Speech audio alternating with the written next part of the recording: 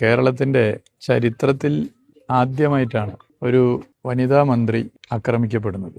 ജനാധിപത്യത്തിൽ തീർച്ചയായും പ്രതിഷേധങ്ങളുണ്ടാകും. മന്ത്രിമാർക്കെതിരെ പല നിലയിലുള്ള പ്രതിഷേധങ്ങളും കേരളം കണ്ടതാണ്. കരിങ്കൊടി സമരങ്ങൾ നമ്മൾ കണ്ടതാണ്. എന്നാൽ ഇത് പ്രതിഷേധമാണോ? കേരളത്തിൻ്റെ ബഹുമാനപ്പെട്ട സ്പീക്കറുടെ പ്രതികരണം ഞാൻ ടി വിയിൽ കണ്ടു. ഇത് ജനാധിപത്യപരമായ സമര രീതിയല്ല. എന്തുകൊണ്ട് ഇത്തരത്തിലുള്ള സമരങ്ങൾ വരുന്നു എന്നുള്ള ഗൗരവമേറിയ പരിശോധന ബന്ധപ്പെട്ടവർ നടത്തണം. കേരളത്തിൻ്റെ ആരോഗ്യ വകുപ്പ് മന്ത്രി ശ്രീമതി വീണ ജോർജിന് നേരെ കുറേ കാലമായി ഹെയ്റ്റ് ക്യാമ്പയിൻ നടക്കുന്നുണ്ട്. ആ ഹെയ്റ്റ് ക്യാമ്പയിന് നേതൃത്വം കൊടുക്കുന്നത് ഉത്തരവാദിത്തപ്പെട്ട കോൺഗ്രസ് നേതാക്കന്മാരാണ്. ആ ഹെയ്റ്റ് ക്യാമ്പയിൻ്റെ ഉൽപ്പന്നമാണ് ഇത്തരത്തിലുള്ള ആക്രമണങ്ങൾ. ജനാധിപത്യ കേരളത്തിന് അപമാനമാണ് ഈ സംഭവം. എന്താണ് കേരളത്തിൻ്റെ ആരോഗ്യവകുപ്പ് മന്ത്രി ചെയ്യുന്ന തെറ്റ്?